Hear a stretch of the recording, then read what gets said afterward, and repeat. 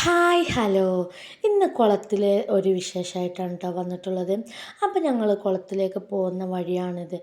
കുളത്തേക്ക് പോകുമ്പോൾ ഇങ്ങനെ നല്ലൊരു പ്രകൃതി രമണീയത കേട്ടോ. അവിടെ പാടമായിട്ടും മരങ്ങളായിട്ടും നല്ല രസമാട്ടോ കുളത്തിലോട്ട് പോകുന്ന വഴി. പിന്നെ കുളത്തിലോട്ട് പോകുന്ന വഴിയിലുള്ളതാണ് കേട്ടോ ഇതൊരു ചെറിയൊരു നിസ്കാര പള്ളിയാണ് കേട്ടത്. ഈ നിസ്കാരപ്പള്ളിൻ്റെ സ്റ്റെപ്പിൻ്റെ താഴെ തന്നെ ഒരു കുളം ഉണ്ടായിരുന്നു കേട്ടോ. അതൊന്നും ഇപ്പം ഇല്ല. പിന്നെ പണ്ടിൻ്റെ ഹസ്ബൻഡിൻ്റെയൊക്കെ വല്യുപ്പാൻ്റെ കാലത്ത് അന്നൊക്കെ ഉണ്ടാക്കിയ പള്ളിയാണ് കേട്ടോ ഇത്, നിസ്കാരപ്പള്ളി. അന്ന് അവർക്കൊക്കെ വന്ന് നിസ്കരിക്കാനും വേണ്ടിയിട്ട് ഉണ്ടാക്കിയതായിരുന്നു കേട്ടോ. കുളിക്കാൻ പോകുന്ന കുളം പഞ്ചായത്ത് കുളമാണ്. അതുകൊണ്ട് തന്നെ ആർക്കും എപ്പോഴും വരാം കേട്ടോ. കാരണം എല്ലാവരും ഒരാളത് മാത്രമാവില്ലല്ലോ, എല്ലാവർക്കും അവകാശമുള്ളതാണല്ലോ. അങ്ങനെ കുളത്തേക്ക് പോവാൻ വരമ്പിലൂടെയാണ് കേട്ടോ പോവുക. ഇതേപോലെ കാഴ്ചകളൊക്കെ കണ്ട് ഇപ്പം നെല്ലിൻ്റെ ടൈം ആയതുകൊണ്ട് തന്നെ പാടത്തൊക്കെ നെല്ല് കൃഷി ചെയ്തൊക്കെയാണ്. അങ്ങനെ വരമ്പിലൂടെയൊക്കെയാണ് കേട്ടോ പോവുക. അപ്പോൾ വീഴാതെയൊക്കെ നോക്കണം ഒക്കെ ഉണ്ട്. കുട്ടികളൊക്കെ കൊണ്ടുപോകുമ്പോൾ നമുക്ക് കുറച്ച് റിസ്ക് ഒക്കെ ആയിരിക്കും.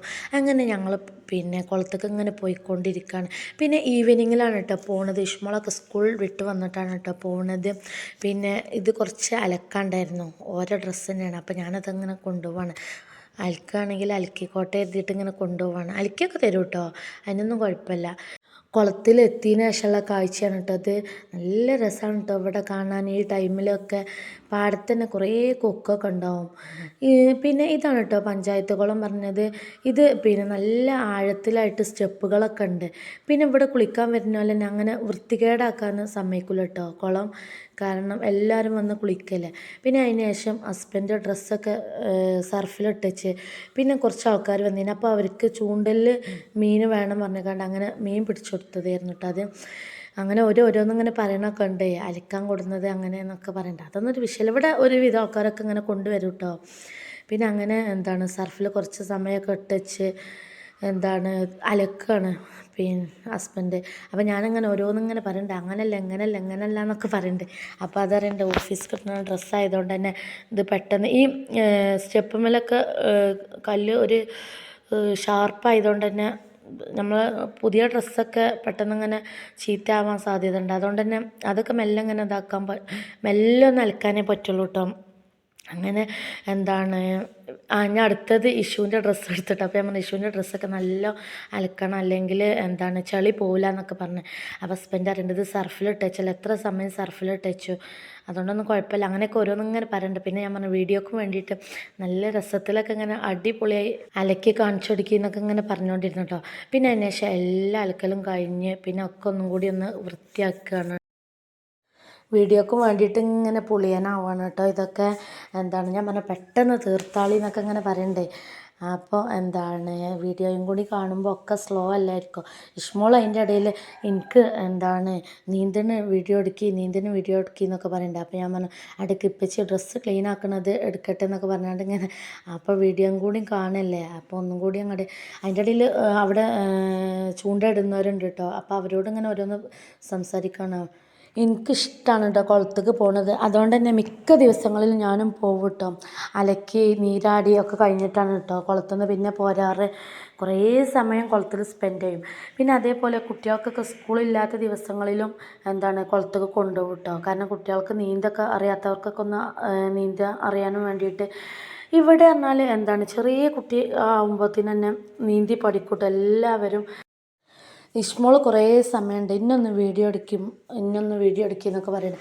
അങ്ങനെ ഇഷ്മോൾ നീന്തുന്നതാണ് കേട്ടോ ഇത്. ഇവിടെ ഞങ്ങളെ നാട്ടിൽ ഒരുവിധം കുട്ടികൾക്കൊക്കെ നീന്താൻ അറിയാം കേട്ടോ. ചെറിയ പ്രായത്തിൽ തന്നെ അവരൊക്കെ നീന്താൻ പഠിക്കും. ഇതാണ്ടല്ലോ ഇഷ്മോൾ ഈ പ്രായത്തിൽ തുടങ്ങിയിട്ടോ ഇഷ്മോൾ നീന്തലും ഞാൻ അവളെ കൊണ്ടുപോകലും.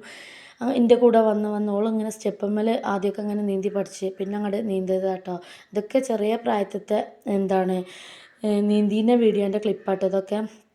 അപ്പോൾ ഓൾക്ക് നീന്തം അറിയാത്ത കുട്ടികൾ അവരൊക്കെ വരുമ്പോൾ ഓൾക്കൊരു ഭയങ്കര രസമാണ്. ഒരടിയിൽ ഇങ്ങനെ നീന്തിയൊക്കെ കാണിച്ചു കൊടുക്കും. കാരണം ഓൾക്ക് നീന്താൻ അറിയുമെന്നൊക്കെ കരുതിയാണ്ട്. ഇതൊക്കെ ചെറിയ പ്രായത്തിൽ നീന്തിയതായിരുന്നു കേട്ടോ.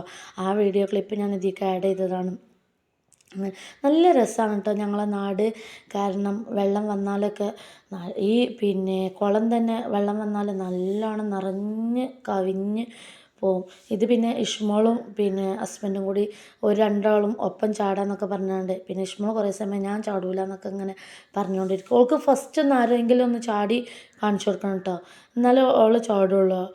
പിന്നെ അങ്ങനെ ഒരു രണ്ടാളും ചാടിയിട്ടും നീന്തിയിട്ടൊക്കെ ആയിട്ട് ഇങ്ങനെ അർമാദിച്ചുകൊണ്ടിരിക്കുകയാണ്. അപ്പോൾ എൻ്റെ വീഡിയോ ആദ്യമായിട്ട് കാണുകയാണെന്നുണ്ടെങ്കിൽ സബ്സ്ക്രൈബ് ചെയ്യുക, പിന്നെ ലൈക്ക് ചെയ്യുക, ഷെയർ ചെയ്യുക, നല്ല ഒന്ന് സപ്പോർട്ടും ചെയ്യണം കേട്ടോ. ഇത് പിന്നെ ഒരു രണ്ടാളും ഒപ്പം നീന്തല് പറഞ്ഞാൽ അങ്ങനെ നീന്തിക്കൊണ്ടിരിക്കുക. പിന്നെ എനിക്കൊക്കെ സെൻറ്റർക്ക് എത്തുമ്പോഴത്തേന് തന്നെ ഞാൻ പിന്നെ ഭയങ്കരമായിട്ട് അങ്ങോട്ട് ക്ഷീണിക്കും കേട്ടോ. എനിക്ക് കുറച്ചായിട്ടൊക്കെ നീന്താൻ അറിയുള്ളൂ.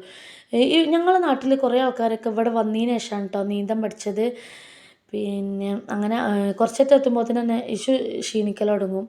അതുകൊണ്ട് തന്നെ പിന്നെ അങ്ങോട്ട് റിട്ടേൺ വന്നുകൊണ്ടിരിക്കണം. ആദ്യമൊക്കെ ഇഷ്മോളെ എന്താണ് ഹസ്ബൻഡ് പുറത്തൊക്കെ വെച്ച് കണ്ടൊക്കെ അങ്ങനെയൊക്കെ കൊണ്ടുവരുന്നു കേട്ടോ. ഇപ്പോൾ പിന്നെ ചിലന്നൊക്കെ കൊണ്ടുപോകും. ഇപ്പോൾ പിന്നെ അങ്ങനെയാണ്. ഇത് പിന്നെ എൻ്റെ ഹസ്ബൻഡിൻ്റെ അനിയൻ്റെ മോനാണ്. അപ്പോൾ ഓന് നീന്തം പഠിപ്പിക്കാനാണ്ട് ഇഷ്മോളെ കൂട്ടിട്ട് ഇവനെ നീന്തം പഠിപ്പിക്കാറുണ്ട് അങ്ങനെ കൊടുന്നതാണ് കേട്ടോ. പക്ഷെ ഇവനിങ്ങനെ എത്തുമ്പോഴത്തേന് തന്നെ ഇത് പിന്നെ ഇഷ്മോള് ഓനോട് പറയുകയാണ്, ഓനിങ്ങനെ കാട്ടി കൊടുക്കുകയാണ് ഇങ്ങനെ നീന്തൽ എന്നൊക്കെ പറഞ്ഞിക്കാണ്ട്. ഓനത് മനസ്സിലാവണമെന്നില്ല.